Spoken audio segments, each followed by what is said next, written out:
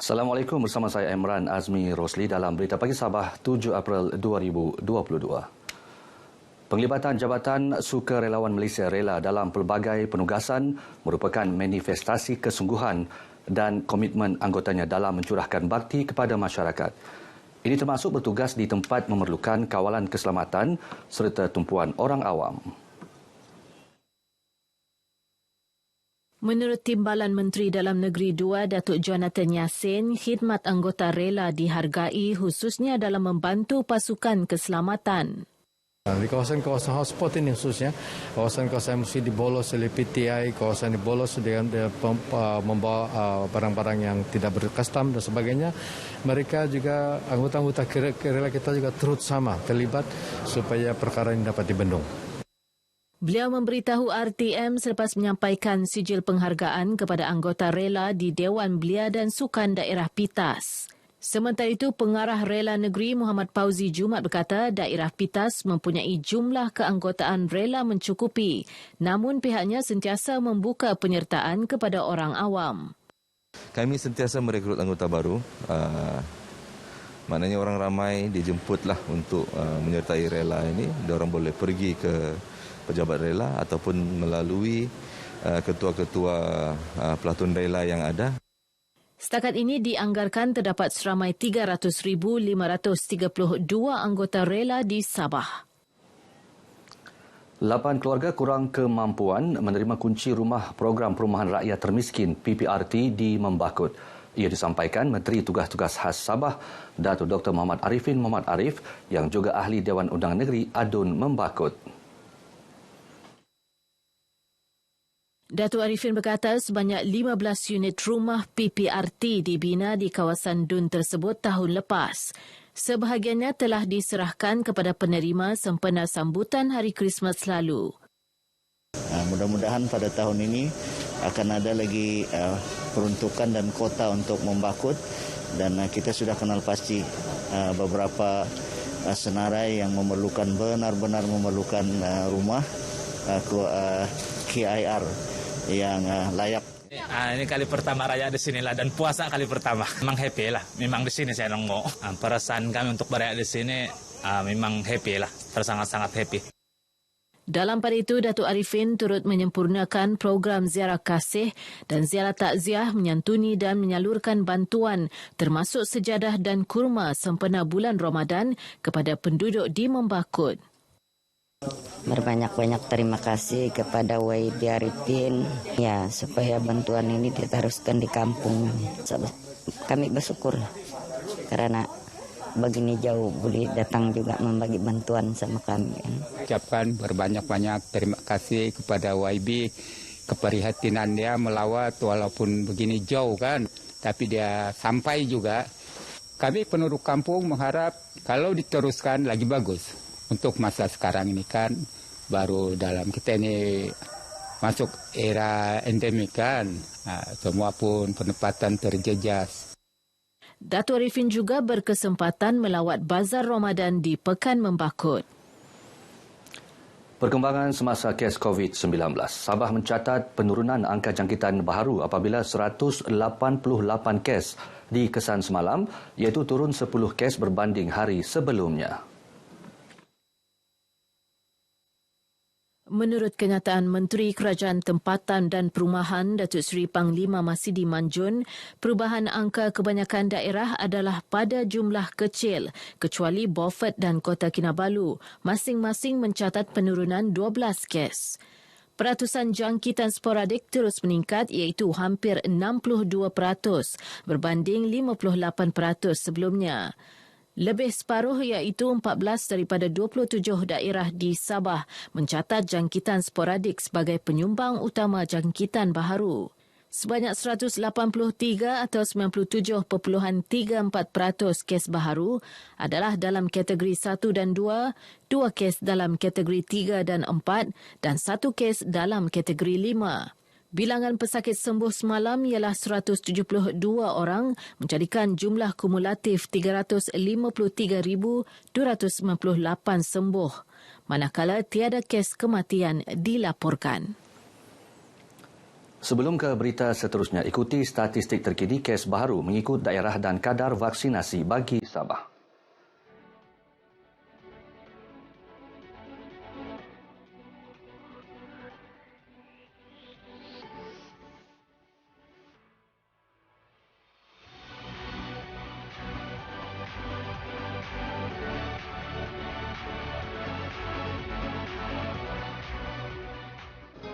Produk dan jenama anda kurang dikenali? Mahu tingkatkan lagi hasil jualan? Terokai peluang pakej pengiklanan produk dan perkhidmatan anda di Radio RTM Sabah dengan kadar harga iklan serendah RM60. Anda boleh memilih Sabah FM, Sabah BFM, Sandakan FM, Tawau FM dan Keningau FM. Untuk keterangan lanjut, hubungi kami di talian atau boleh email kami di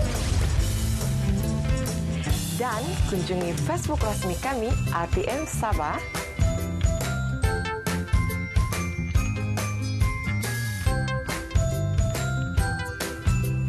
Perniagaan anda keutamaan kami.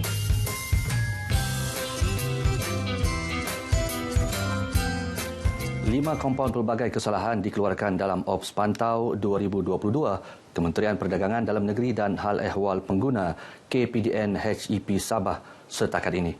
Kompaun berjumlah RM2,200 itu ketika pemeriksaan 614 premis seluruh negeri pada 3 hingga 5 April lepas. Menurut kenyataan pengarah KPDN HEP Sabah Georgie Abbas, Ops Pantau memfokuskan bekalan barang, harga, jualan murah, alat timbangan dan penjualan barang tiruan. Turut menjadi tumpuan pelaksanaan skim harga maksimum musim perayaan SHMMP, halal dan pematuhan SOP, Akta 342. Tambahnya, KPDN HEP Sabah akan mempertingkat penguatkuasaan dan pemantauan pada bulan Ramadan dan Hari Raya Aidilfitri bertujuan memastikan pengguna berada dalam keadaan selesa, mudah mendapatkan bekalan makanan serta keperluan harian pada harga yang munasabah. Ia mencakupi pasar basah, pasar tani, pasar malam, pasar raya dan kedai runcit serta bazar Ramadan dan bazar Aidilfitri seluruh negeri. Hampir 200 anggota penguatkuasa KPDN HEP akan berada di lokasi tumpuan pengguna. Sepanjang bulan Ramadan ini, Majlis Agama Islam Sabah MUIS dengan kerjasama Jabatan Hal Ehwal Agama Islam Negeri Sabah JAHINS tampil menyantuni masyarakat melalui program Sungkai on the Road. Program ini melibatkan agihan bungkusan makanan untuk berbuka puasa. Timbalan yang dipertua MUIS, Ustaz Malai Ali Malai Ahmad berkata, program ini menjadi wadah pengukur perpaduan masyarakat selaras konsep keluarga Malaysia. Alhamdulillah hari ini kita tidak mengira agama siapa, semua kita agihkan. Jadi sebenarnya sentuhan kita, mesej kita menerusi aktiviti Sungkai on the Road ini adalah jelas, iaitu meminta kita sama-sama bersyukur. Beliau ditemui RTM selepas mewakili Menteri Tugas-Tugas Khas Datuk Muhammad Arifin Muhammad Arif dalam program Sungkai on the Road di hadapan Jalan Utama Wisma MUIS Kota Kinabalu. Sementara itu, pengarah JAHINS Datuk Ustaz Saiful Zaman Sanggul berkata, pihaknya komited bekerjasama dengan pelbagai agensi terutama bagi mengimarakan bulan Ramadan. Dalam Islam itu bulan Ramadan ini kita sama-sama membukakan orang lain dengan harapan supaya pahala itu juga kita dapat lebarkan. Tetapi yang lebih besar dari itu sebenarnya ialah kita dapat mewujudkan hubungan perpaduan kasih sayang. Karena kalau kita yang lalu-lalu ini ada Islam, yang bukan Islam, tapi semua kita bagi. Program berkenaan dilaksana setiap hari Rabu di 2 lokasi termasuk lintasan Desoka Kota Kinabalu melibatkan agihan 500 bungkusan makanan. Persatuan Thalassemia Sabah menyeru masyarakat agar tidak perlu takut untuk datang ke pusat derma darah walaupun negara masih dalam situasi pandemik COVID-19. Presidennya Francis Mujim berkata, ihsan orang ramai sangat diperlukan bagi membantu menampung keperluan bekalan darah bagi pesakit memerlukan. Pelbagai usaha dilaksana persatuan berkenaan dengan kerjasama Bulan Sabit Merah Malaysia untuk menggalakkan masyarakat menderma darah. Kita cuba alihkan tempat untuk mengadakan ini. Kita tidak centralize di hospital, tapi kita buka di tempat-tempat yang seperti ini yang ada sekarang ini, di mana kita mengadakan di pejabat ataupun di pejabat ini Bulan Sabit Merah.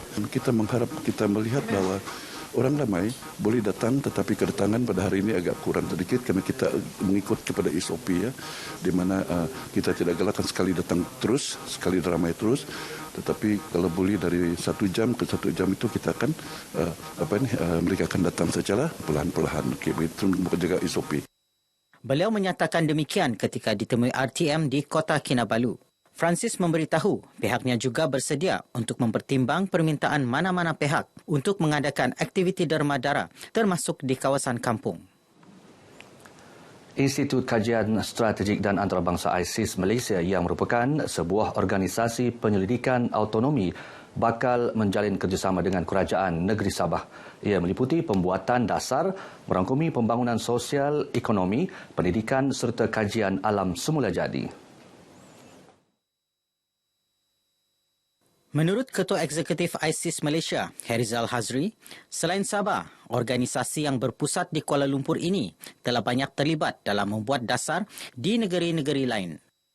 Kami juga membuat banyak dasar-dasar untuk kerajaan-kerajaan negeri di banyak negeri di Malaysia. Dan antara kerja yang kemungkinan kami akan buat adalah di Sabah melihat kepada pembangunan sosioekonomi, pendidikan di negeri Sabah, juga melihat kepada environment, alam semula jadi, dan bagaimana kita boleh mengimbangi pembangunan dengan alam semula jadi. Beliau ditemui media selepas mengadakan kunjungan hormat terhadap Yang di-Pertua Negeri, Tun Dr. Juhar Datuk Mahiruddin di Istana Seri Kinabalu. ISIS Malaysia bernaung di bawah Pejabat Perdana Menteri dan dikawal selia Kementerian Luar Negeri. Baik saudara, sekian berita pagi Sabah. Teruskan bersama pelbagai platform RTM untuk berita terkini dan sahih. Salam hormat dan salam keluarga Malaysia. Malaysiaku negara tercinta, aku bangga menjadi warganya. Walaupun pelbagai budaya, semua hidup rukun dan harmoni. Ada gurau senda, musik dan mengusik, terjalin hubungan mesra. Toleransi hebat, berjiwa perkasa, demi bumi hijau ini.